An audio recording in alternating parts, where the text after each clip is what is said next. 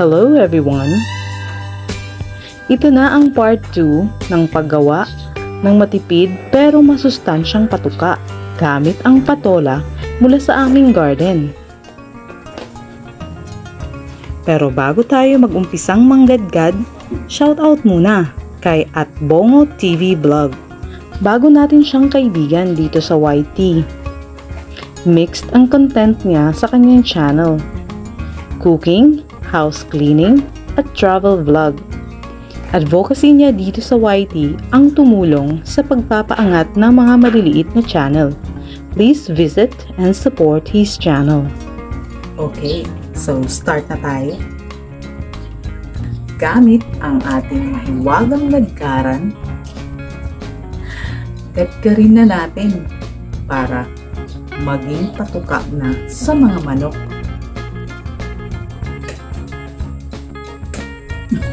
Ulam na. Mag-ulam na siya.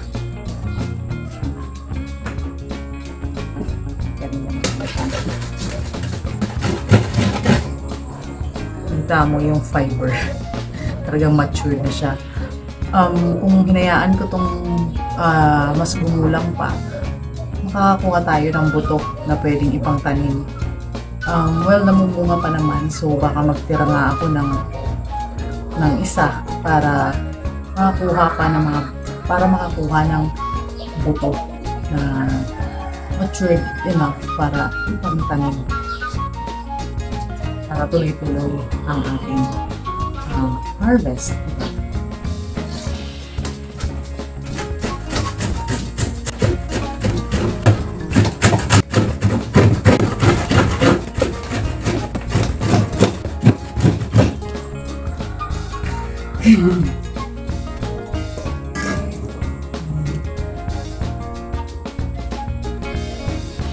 So yan ito hindi na natin ito isasama sa pabulukan to lalanding. Makinabang naman ang ating mga decomposers. Ito, damaged siya dahil nga pinusok ng insekto.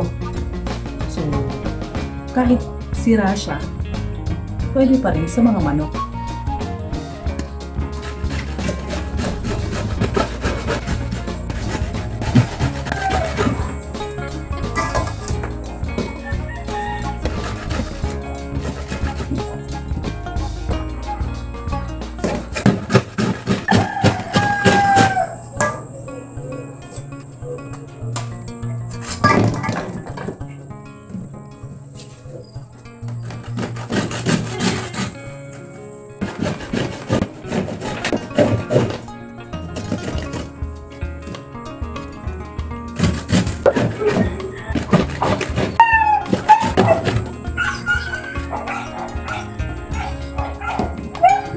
Sobra siyang ma-fiber, so mahirap na siyang gadgarin. Ngayon, subukan natin gadgarin.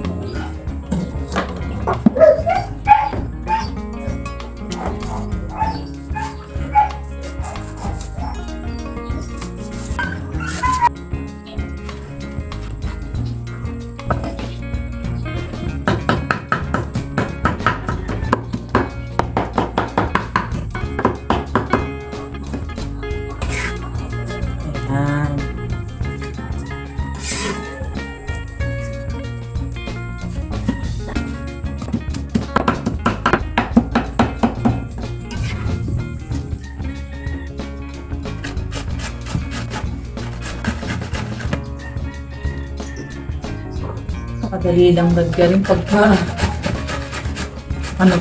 mura pa.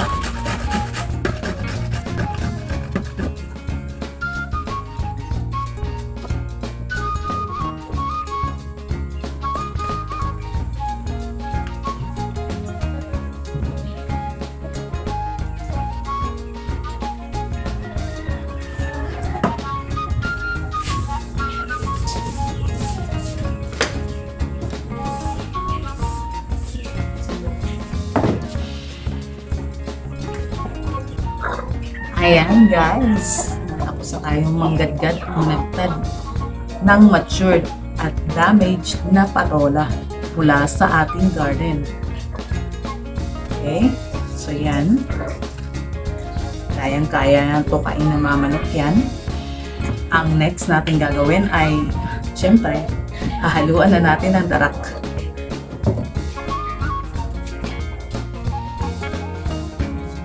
Ito ang darak ng palay.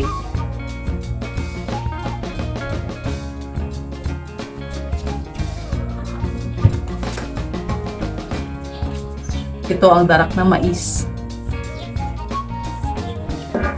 Yan, haluin.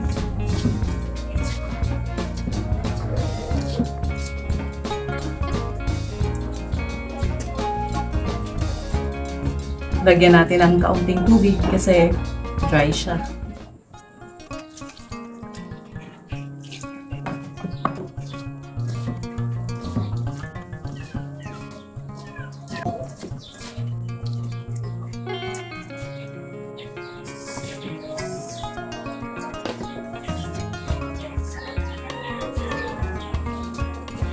So ito na guys, ang ating malipid pero masustansyang patuka gamit ang matured at sirang patola galing sa ating garden.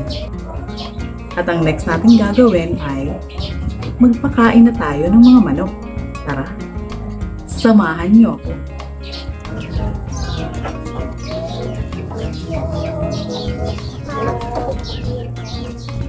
Shout out sa ating new subscribers.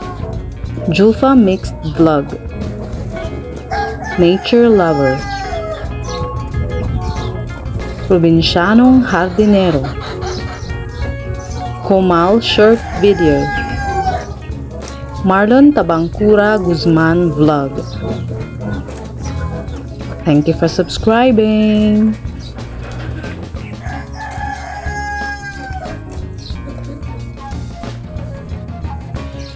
Ang gustong dumikit, dikit na.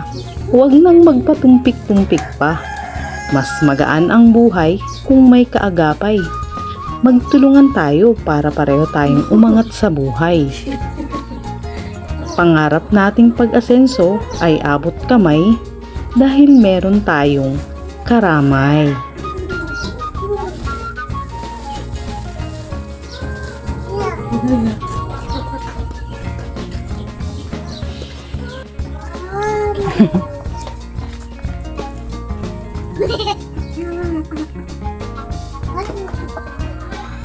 Ayan, tinutuka-tuka nila. Pero parang namimili ah. Pero mamaya, uubusin din nila yan. Ay, nabusog na kasi kaninang madaling araw. Nagbuhos yung asawa ko dito ng ng mga tira-tirang kanin galing sa kapitbahay namin. Kaya busog na sila.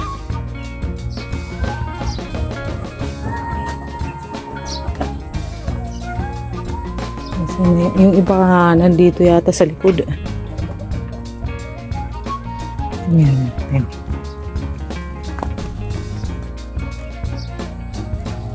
Wala.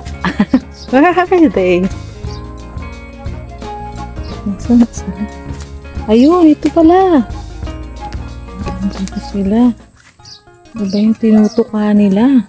O hindi sila makadiskarte doon dahil naandun yung bata. Natakot yata. Tsaka meron tayong nasa na.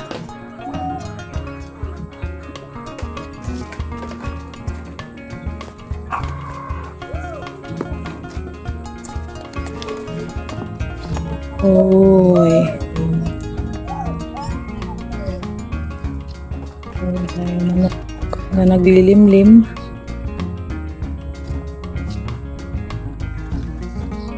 Ito matigas ang ulo nitong isang itim na ito. Nilipat na namin to dito sa kabila eh.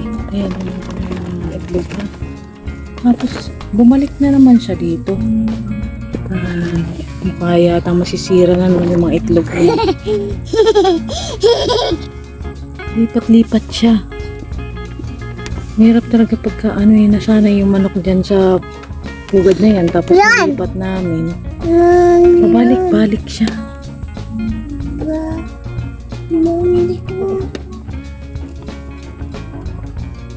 Dalam.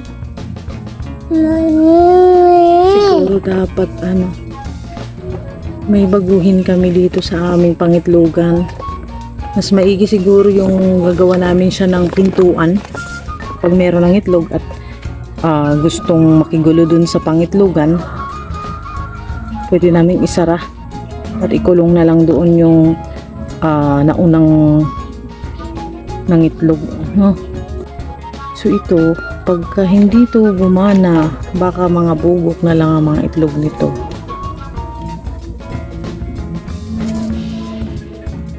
Itong isa naman na to, mga bugok na lang siguro, lutuin na lang namin yan.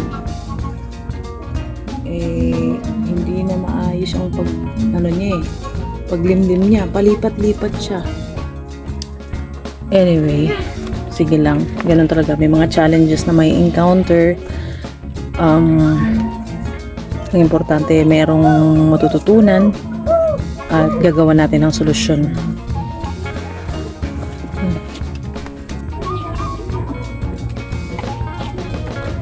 Maybe. Hi. How are you? Bulang. Oh, really? Bulang. Yeah? Huh? But I don't understand, anak. Huh? I don't understand your language. Can you just explain or tell mommy in layman's term, darling? Bulang. Bulang. Sige na. You just play there. Bulang.